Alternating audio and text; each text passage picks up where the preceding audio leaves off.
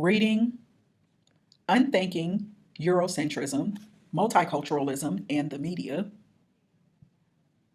by Ella Shohat and Robert Stam, 2014. Introduction. Both in the media and in the academy, recent years have witnessed energetic debates about the interrelated issues of Eurocentrism, racism, and multiculturalism. Visible in the historical polemics about Columbus, in the academic quarrels about the canon, and in the pedagogical controversies about Afrocentric schools, these debates have invoked many buzzwords, quote, political correctness, end quote, identity politics, end quote, post-coloniality, end quote. Unthinking Eurocentrism focuses on Eurocentrism and multiculturalism in popular culture. It is written in the passionate belief that an awareness of the intellectually debilitating effects of the Eurocentric legacy is indispensable for comprehending not only contemporary media representations, but even contemporary subjectivities. Endemic in present day thought and education, Eurocentrism is naturalized as, quote, common sense, end quote. Philosophy and literature are assumed to be European philosophy and literature. The, quote, best that is thought and written, end quote, is assumed to have been thought and written by Europeans. By Europeans, we refer not only to Europe per se, but also to the, quote, neo-Europeans, end quote, of the Americas, Australia, and elsewhere. History is assumed to be European history, everything else being reduced to what historian Hugh Trevor Roper in 1965, exclamation point, patronizingly called the, quote, unrewarding gyrations of barbarous tribes in picturesque but irrelevant corners of the globe, end quote. Standard core courses in universities stress the history of, quote, Western, end quote, civilization, with the more liberal universities insisting on token study of, quote, other, end quote, civilizations. And even, quote, Western, end quote, civilization is usually taught without reference to the central role of European colonialism within capitalist modernity. So, embedded is Eurocentrism in everyday life, so pervasive that it often goes unnoticed. The residual traces of centuries of axiomatic European domination inform the general culture, the everyday language, and the media, engendering a fictitious sense of the innate superiority of European derived cultures and peoples. Although neoconservatives caricature multiculturalism as calling for the violent jettisoning of European classics and of, quote, Western civilization as an area of study, end quote, multiculturalism is actually an assault not on Europe or Europeans, but on Eurocentrism, on the Procrustean forcing of cultural heterogeneity into a single paradigmatic perspective in which Europe is seen as the unique source of meaning, as the world's center of gravity, as ontological, end quote, or, quote, reality, end quote, to the rest of the world's shadow. Eurocentric thinking attributes to the, quote, West, end quote, an almost providential sense of historical destiny. Eurocentrism, like Renaissance perspectives in painting, envisions the world from a single privileged point. It maps the world in a cartography that centralizes and augments Europe while literally, quote, belittling, end quote, Africa. The, quote, East, end quote, is divided into, quote, near, end quote, middle, end quote, and, quote, far, end quote, making Europe the arbiter of spatial evaluation, just as the establishment of Greenwich Mean Time produces England as the regulating center of temporal measurement. Eurocentrism bifurcates the world into the, quote, West and the rest, end quote, and organizes everyday language into binaristic hierarchies implicitly flattering to Europe are, quote, nations, end quote, their, quote, tribes, end quote, are religions, end quote, their, quote, superstitions, end quote, are, quote, culture, end quote, their, quote, folklore, end quote, are, quote, art, end quote, their, quote, artifacts, end quote, are, quote, demonstrations, end quote, their, quote, riots, end quote, our, quote, defense, end quote, their, quote, terrorism, end quote. Eurocentrism first emerged as a discursive rationale for colonialism, the process by which the European powers reached positions of hegemony in which or in much of the world. Indeed, J.M. Blount calls Eurocentrism, quote, the colonizer's model of the world, end quote, as an ideological substratum common to colonist, imperialist, and racial discourse. Eurocentrism is a form of vestigial thinking which permeates and structures contemporary practices and representations even after the formal end of colonialism. Although colonist although colonialist discourse and Eurocentric discourse are innately intertwined, the terms have a distinct emphasis. While the former explicitly justifies colonialist practices, the latter embeds, takes for granted, and, quote, normalizes, end quote, the hierarchical power relations generated by colonialism and imperialism without necessarily even thematizing those issues directly. Although generated by the colonizing process, Eurocentrism's links to that process are obscured in a kind of buried epistemology. Eurocentric discourse is complex, contradictory, historically unstable, but in a kind of composite portrait, Eurocentrism as a mode of thought might be seen as engaging in a number of mutually reinforcing intellectual tendencies or operations. One, Eurocentric discourse projects a linear historical trajectory leading from classical Greece, constructed as, quote, pure, end quote, Western, end quote, and, quote, democratic, end quote, to imperial Rome and then to the metropolitan capitals of Europe and the US. It renders history as a sequence of empires, Pax Romana, Pax Hispanica, Pax Britannica, Pax Americana. In all cases, Europe alone and unaided is seen as the, quote, motor, end quote, for progressive historical change. It invents class society, feudalism, capitalism, the Industrial Revolution. Two, Eurocentrism attributes to the, quote, West, end quote, an inherent progress toward democratic institutions. Torquemada, Mussolini, and Hitler must be seen as aberrations within the logic of historical amnesia and selective legitimation. 3. Eurocentrism elides non-European democratic traditions while obscuring the manipulations embedded in Western formal democracy and masking the West part in subverting democracies abroad. 4. Eurocentrism maximizes the West oppressive practices by regarding them as contingent, accidental, exceptional. Colonialism, slave trading, and imperialism are not seen as fundamental catalysts of the West's disproportionate power. Eurocentrism appropriates the cultural and material production of non-Europeans while denying both their achievements and its own appropriation, thus consolidating its sense of self and glorifying its own cultural anthropophagy. The West, as Barbara Kirshenblatt Gimblett puts it, quote, separates forms from their performers, converts those forms into influences, brings those influences into the center, leaves the living sources on the margin, and pats itself on the back for being so cosmopolitan, end quote. In sum, Eurocentrism sanitizes Western history while patronizing and even demonizing the non-West. It thinks of itself in terms of its noblest achievements, science, progress, humanism, but of the non-West in terms of its deficiencies, real or imagined.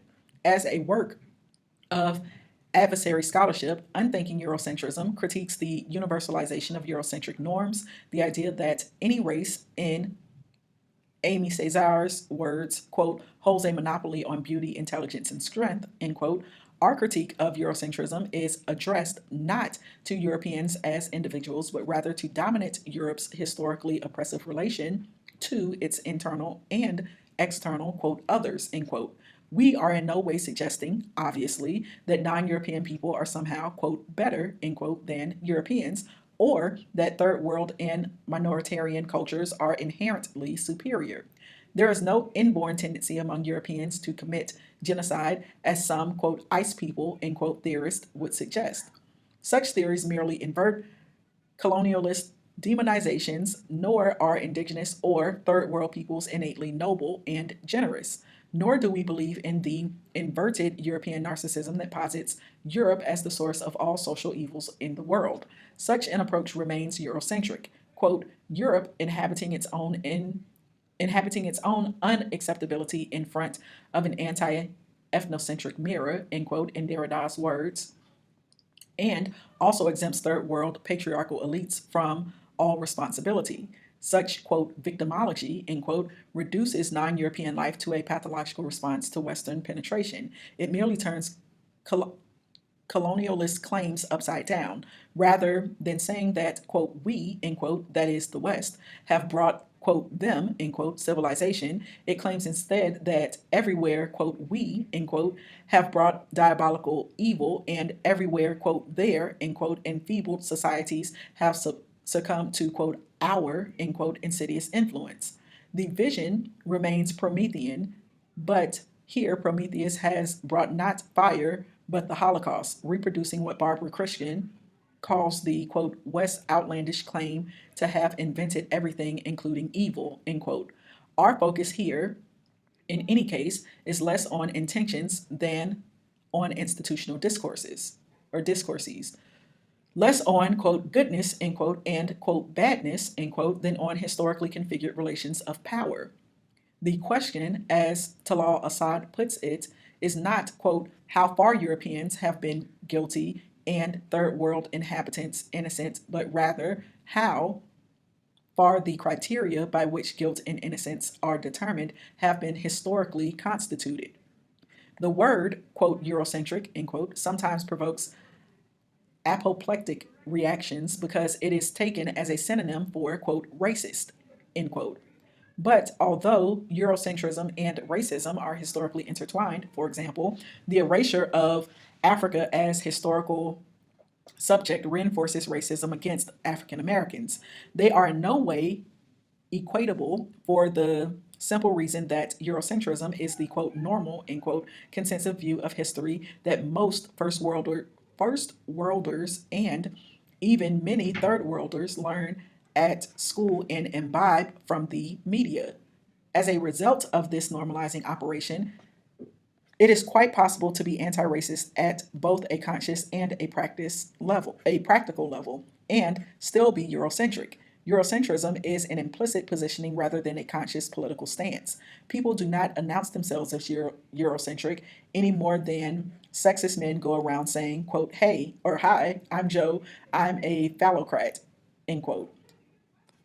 This point is often understood as in David Reef's breathless claim that, quote, there is no business establishment any more than is committed to notions of European superiority, end quote. But corporate executives are the last people who need consciously to worry about European superiority. It is enough that they inherit the structures and perspectives bequeathed by centuries of European domination. Rather than attacking Europe per se, an anti-Eurocentric multiculturalism, in our view, relativizes Europe, seeing it as a geographical fiction that flattens the cultural diversity even of Europe itself. Europe has always had its own peripheralized regions and stigmatized communities: Jews, Irish, Gypsies, Huguenots, Muslims, peasants, women, gays, lesbians. Nor do we endorse a Europhobic attitude. Our own text invokes European thinkers and concepts. That we emphasize the, quote, underside, end quote, of European history does not mean we do not recognize an, quote, overside, end quote, of scientific, artistic, and political achievement. And since Eurocentrism is a historically situated discourse and not a genetic inheritance, Europeans can be anti-Eurocentric just as non-Europeans can be Eurocentric. Europe has always spawned its own critics of empire. Some of the European cultural figures most revered by today's neoconservatives, ironically themselves condemned colonialism.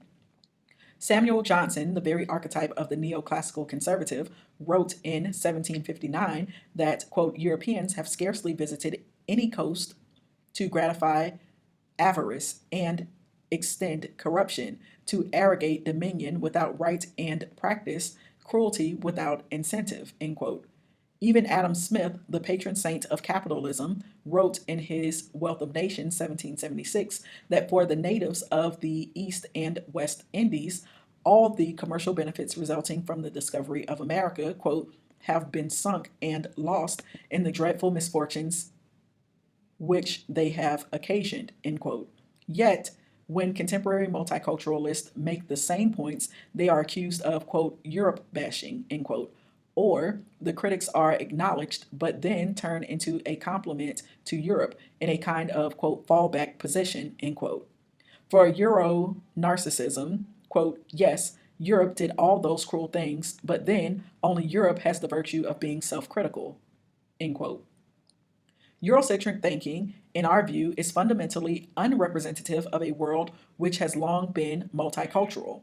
At times, even multiculturalists glimpse the issues through a narrowly national and exceptionalist grid, as when well-meaning curriculum committees call for courses about the quote contributions end quote of the world's diverse cultures to the quote development of American society end quote, unaware of the nationalistic teleology underlying such a formation.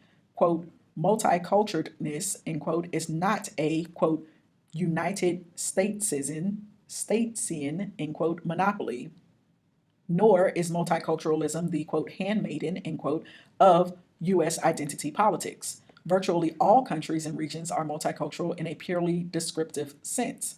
Egypt melds Pharaonic, Arab, Muslim, Jewish, Christian, Coptic, and Mediterranean influences. India is riotously plural in language and religion.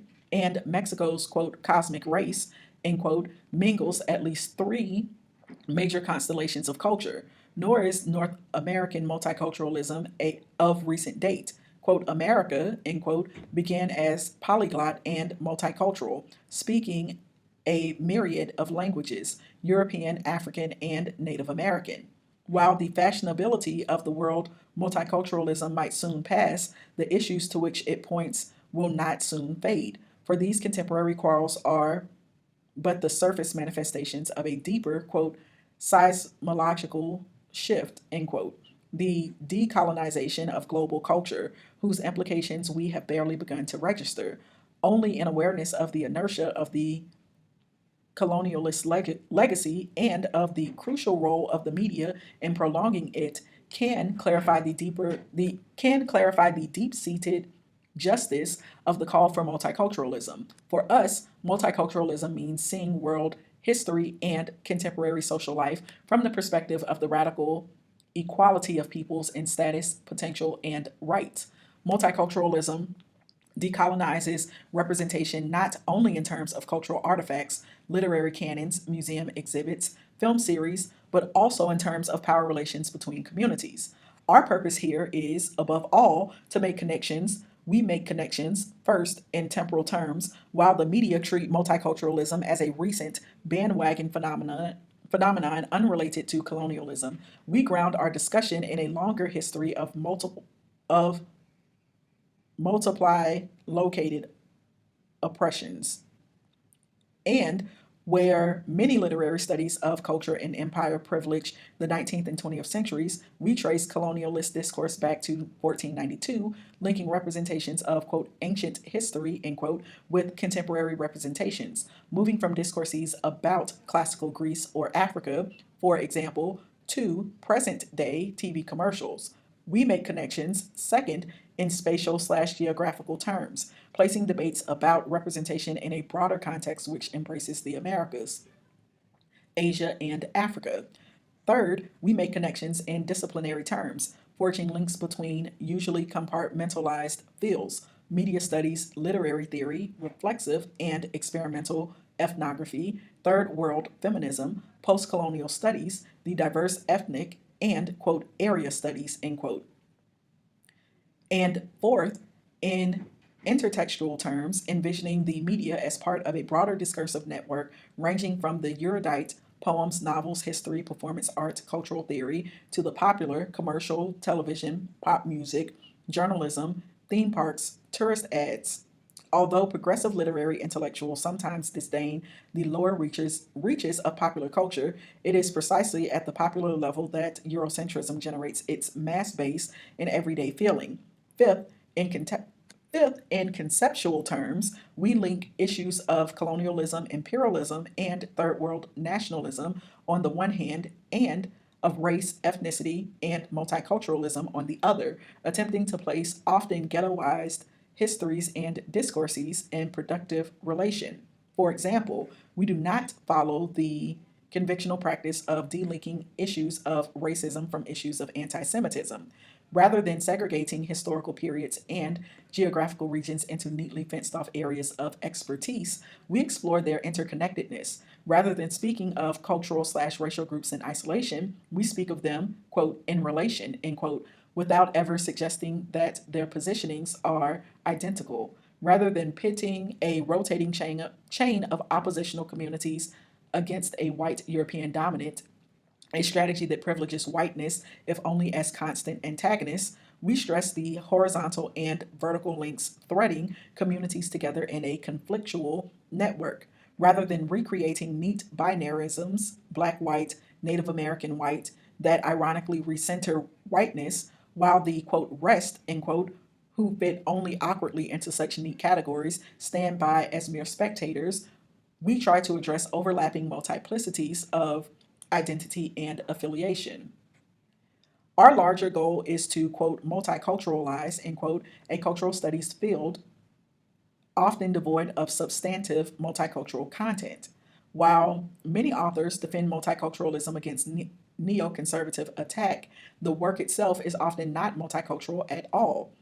While innumerable essays reshuffle or augment the quote mantra, end quote, Cobina Mercer's term of race, class, gender, and sexuality, or explore dizzyingly abstract notions of quote difference, end quote, and quote alterity, end quote, and virtuoso flights of post-structuralist few offer a participatory knowledge of non-European cultures, while foregrounding minoritarian quote star end quote intellectuals, the texts largely ignore the work carried on decades or even centuries earlier by anti-colonialist thinkers, along with that of non quote stars end quote and of non-English speaking third world scholars. The privileging of the Anglo-American cultural world and the tracing of cultural studies pedigree only to London or Birmingham prevents dialogue with Latin American, Asian, and African studies. Whatever does belong to the Anglo, whatever does belong to the Anglo Western world is peripheralized as quote area studies end quote.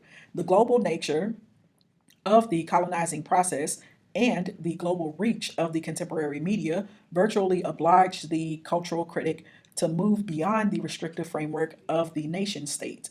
But although we try to set multicultural issues in a global context, we make no claim to, quote, cover, end quote, the globe in a lordly imperial sweep. Our call to, quote, think globally, end quote, is not a demand that individual scholars become omniscient polymaths, but rather the destination of a collective project. Indeed, Unthinking Eurocentrism configures an interdisciplinary field which has been gaining momentum but has barely been named, and which we would call, quote, multicultural media studies, end quote. Various subcurrents mingle in the larger stream of multicultural media studies. The analysis of, quote, minority, end quote, representation, the critique of imperialist media, the work on colonial and post colonial discourse, the theorizing of, quote, third world, end quote, and, quote, third cinema, end quote, the histories and analyses of African, Asian, Latin American, first world, quote, minority, end quote, diasporic, end quote, and, quote, indigenous, end quote, media, the work on anti racist and multicultural media pedagogy. Since all political struggle in the postmodern era necessarily passes through the simulacral realm of a mass culture, the media are absolutely central to any discussion of multiculturalism. The contemporary media shape identity. Indeed, many argue that they are now, or that they now exist close to the very core of identity production. In a transnational world typified by the global circulation of images and sounds, goods and peoples, media spectatorship impacts complexly on national identity and communal belonging. By facilitating an engagement with distant peoples, the media, quote, deterritorialize, end quote, the process of imagining communities. And while the media can destroy community and fashion solitude by turning spectators into atomized consumers or self entertaining monads, they can also fashion community and alternative affiliations. Just as the media can, quote, otherize, end quote, cultures, the emphasis in our earlier chapters, they can also promote multicultural coalitions, the emphasis in our later chapters. And if dominant cinema has historically caricatured distant civilizations, the media today are more multi centered with the power not only to offer countervailing representations, but also to open up parallel spaces for symbiotic multicultural transformation. We are proposing a theorized and historicized discussion of Eurocentrism as shaped and challenged by the media. What narrative and cinematic strategies have privileged Eurocentric perspectives? And how have these perspectives been interrogated? Question mark. Although we emphasize alternative texts and practices, Unthinking Eurocentrism does not take a monolithically hostile attitude toward dominant media. We do not make a blanket indictment on we do not make a blanket indictment of Hollywood. Like every cultural praxis, Hollywood is the site of tensions and contradictions, nor do we see the avant garde as a refuge from Eurocentrism. We do suggest, however, that there is, quote, more in heaven and earth, end quote, than is dreamed of in the world of Hollywood centrism. Needless to say, we use the term, quote, Hollywood, end quote, not to convey a knee jerk rejection of all commercial cinema, but rather as a kind of shorthand for a massively industrial, ideologically reactionary, and stylistically conservative form of, quote, dominant, end quote, cinema. Our goal is not only to look at Hollywood through multicultural eyes, but also to decenter the discussion by calling attention to other traditions, other cinemas, other audiovisual forms. Although the word, quote, multiculturalism, end quote, sometimes provokes professional anxiety in privileged educators because they think they are being asked to, quote, begin from scratch, end quote. In fact, we are less interested in, quote, throwing everything out, end quote, than in seeing everything anew. Although we speak of films of diverse types, from Hollywood entertainment to militant avant garde, and of very diverse national origins, it is not our goal to survey world cinema. The prolific and innovative cinemas of East Asia, for example, are not a major presence here.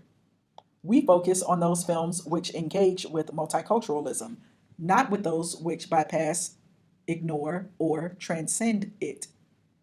We explore progressive audiovisual popular culture along a wide spectrum, which includes critical Hollywood films, third world and minoritarian films, rap music video, the politicized avant garde, didactic documentaries, and the camcorder militancy of community activists. But rather than scanning the world's media as a whole, we invoke cultural practices and textual examples for their methodological, theoretical, or political value. Mingling discursive history with textual analysis, speculative theoretical essay with critical survey, Unthinking Eurocentrism addresses diverse disciplinary constituencies. While recognizing the specificity of film/media, we also grant ourselves a, quote, cultural studies, end quote, style freedom to wander among diverse disciplines, text and discourses, ancient and contemporary, low and high. As a disciplinary hybrid, the book develops a syncretic, even cannibalistic methodology. Its overall architectonics move from past to future, from didacticism to speculation, from hegemony to resistance, and from critique to affirmation. Within, quote, critique, end quote, we would add, there is also, quote, celebration, end quote, just as within, quote, celebration, end quote, there is buried a, quote, critique, end quote. Our purpose is not globally to endorse or globally condemn any specific body of text. The point is only to become more historically informed and artistically nuanced readers of cultural practices. Unthinking Eurocentrism is therefore not structured as an inabsorbable linear movement toward a proscriptive conclusion. The overall, quote, argument, end quote, concerning Eurocentrism is not stated baldly and explicitly, but worked out slowly over the course of the book. Diverse leitmotifs are woven into the various chapters, creating a kind of musical echo effect whereby the same theme emerges in different contexts. If, quote, the imperial imaginary, in quote, chapter 3, stresses the colonialist writing of history, quote, the third worldist film, in quote, chapter 7, stresses the, quote, writing back, in quote, performed by the ex-colonized. Such themes as the critique of Eurocentric paradigms, the elaboration of a relational methodology, the search for alternative aesthetics, and the interrogation of the diverse, quote, post, end quote, meanwhile, structure the text throughout. Some themes that appear first in a colonialist register, hybridity, syncretism, mestige, cannibalism, magic, later reappear in a liberatory anti-colonialist register so that the diverse sections reverberate together thematically. The introductory chapter of Unthinking Eurocentrism, quote, from Eurocentrism to polycentrism, end quote, synthesizes the crucial debates concerning, quote, Eurocentrism, end quote. Quote, racism, end quote, the, quote, third, end quote, and, quote, fourth, end quote, worlds, and, quote, post-coloniality, end quote, in order to provide conceptual groundwork for subsequent discussion. Here, we propose the concept of, quote, polycentric multiculturalism, end quote, as an alternative to liberal pluralism. The second chapter, quote, formations of colonialist discourse, end quote, examines in a telescoped fashion the nature, origins, and ramifications of colonialist Eurocentric discourse, seen as an informing intertext for present-day representations. The media, we argue, absorb and retool the same colonialist discourse that permeates such widely divergent fields as philosophy, literature, and history.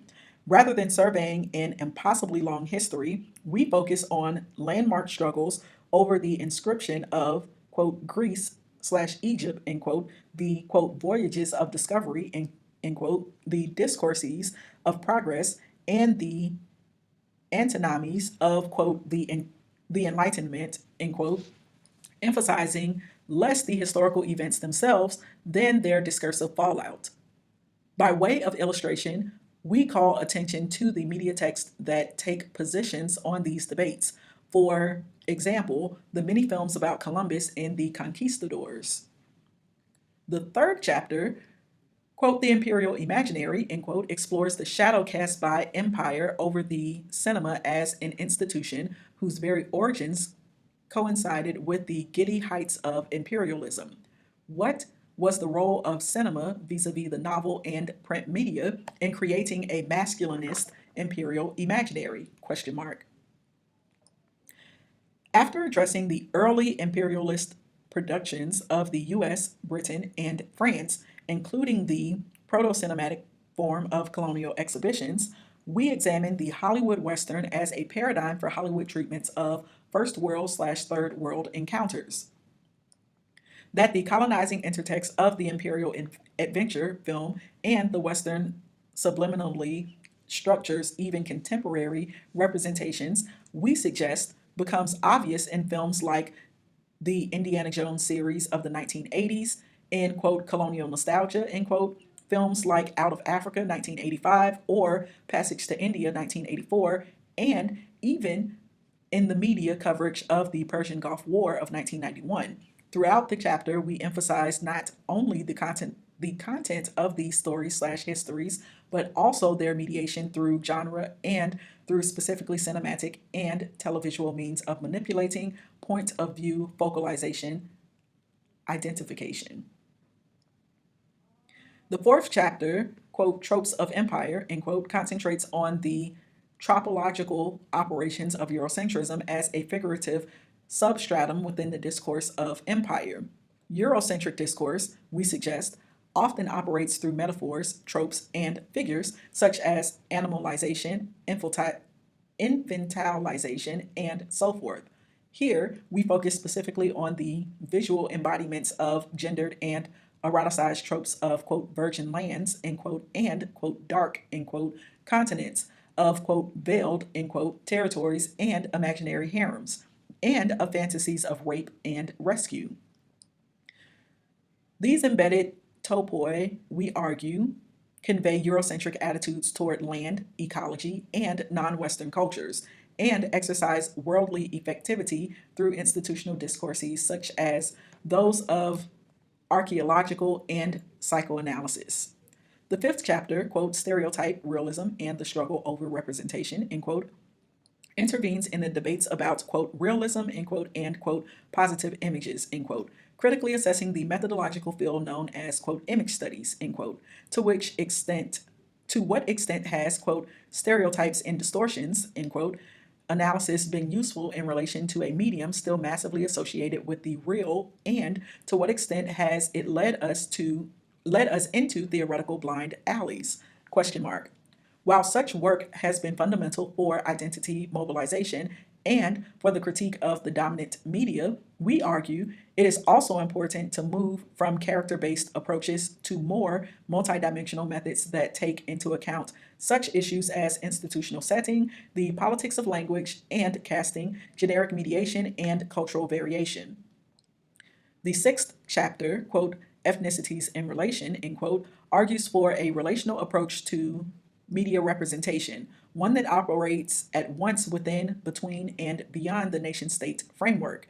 A relational methodology, we argue, enables the excavation of a submerged racial presence, even in films, such as, quote, Lily White, end quote, Hollywood musicals, that do not thematize race per se. The complex relational presence of indigenous and Afro-diasporic peoples in all the Americas, we further suggest, requires a transnational approach that foregrounds the conflictual interplay of cultural communities and identities within and across borders. The seventh chapter, quote, The Third Worldist Film, end quote, discusses the cinematic countertelling of the history of colonialism and neocolonialism within third world cinema. Here we, quote, sample, end quote, specific films, largely from the 1960s and 1970s, in order to demonstrate a spectrum of revolutionary nationalist strategies. Quote, third cinema, end quote, quote, aesthetics of hunger, end quote, quote, allegories of underdevelopment, end quote. The films discussed exemplify a two-fronted struggle to fuse revisionist historiography with formal innovation.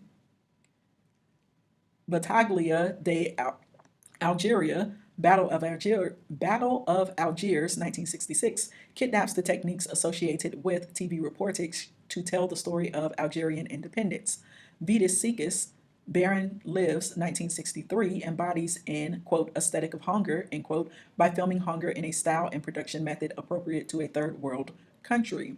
La Hora de los Hornos, Hour of the Furnaces, 1968, fuses formal and political avant-gardism in an incendiary fashion, while such films as Terra M. Trance, Land in Anguish, 1967, Zala, 1974, and Yours Bill Galil, Wedding in Galilee, 1987, offer modernist, quote, allegories of impotence, end quote.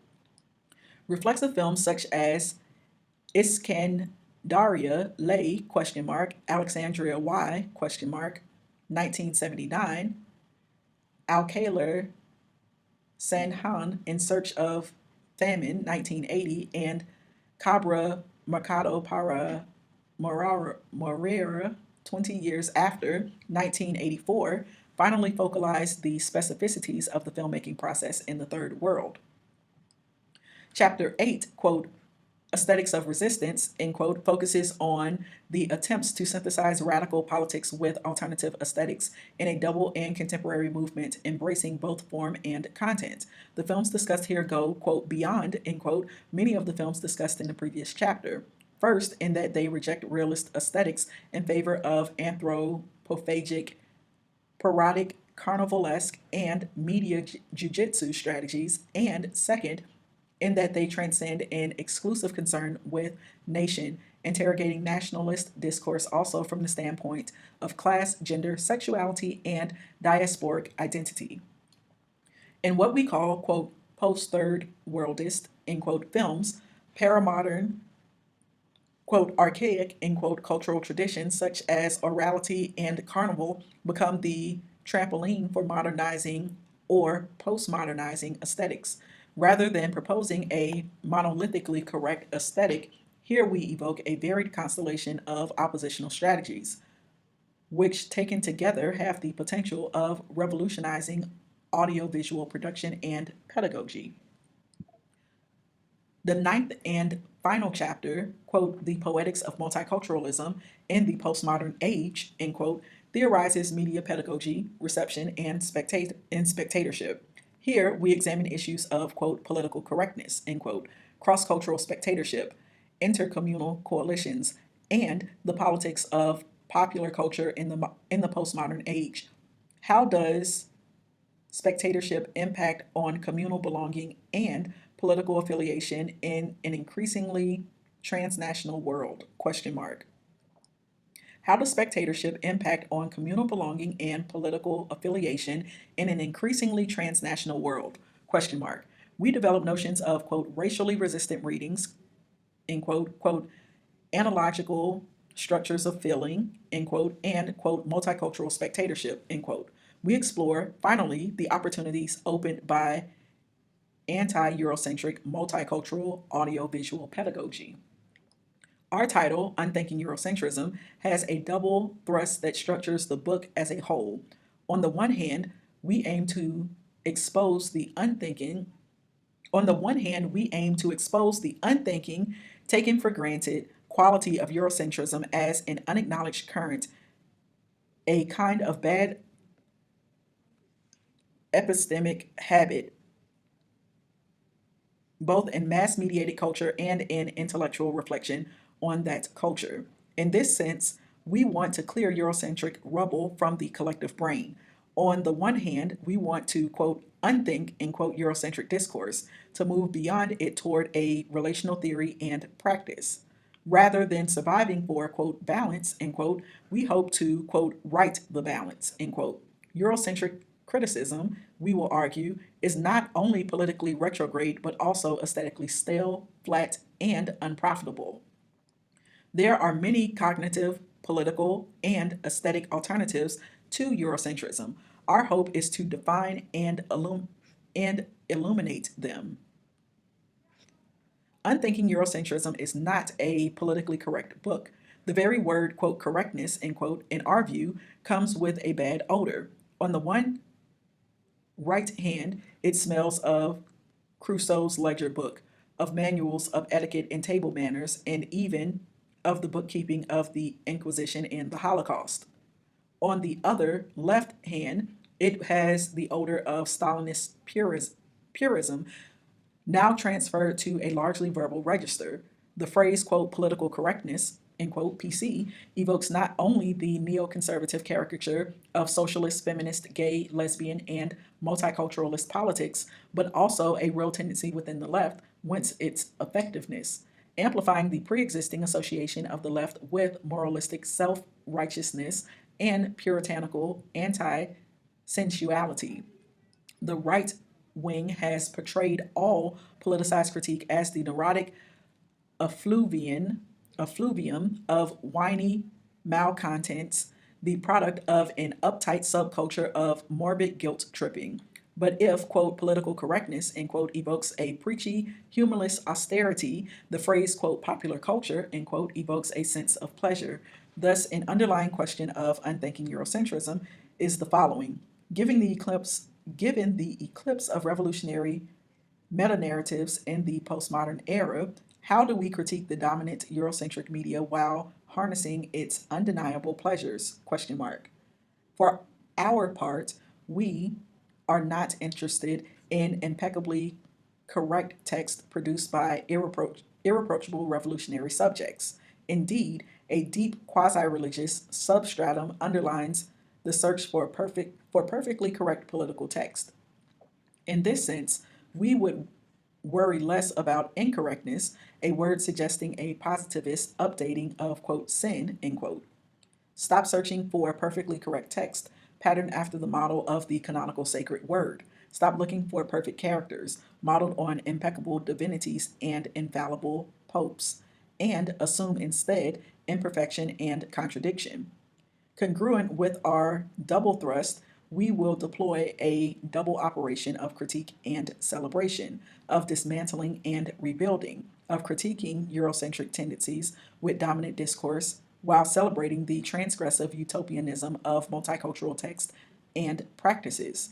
We do not mean, quote, utopia, end quote, in the sense of scientific, quote, blueprint, end quote, utopias, or totalizing meta narratives of progress, but rather in the sense of, quote, critical utopias, end quote, which seek what Tom Moreland calls, quote, seditious expression of social change, end quote, carried on in a, quote, permanently open process of envisioning what is not yet, rather than constructing a purist notion of correct text or immaculate sites of resistance. We would propose a positively predatory attitude which seizes aesthetic and pedagogic potentialities in a wide variety of cultural practices, finding in them germs of subversion that can, quote, sprout, end quote, in an altered context, rather than engaging in a moralistic, hectoring critique. Our hope is to point to the exuberant possibilities opened up by critical and polycentric multiculturalism.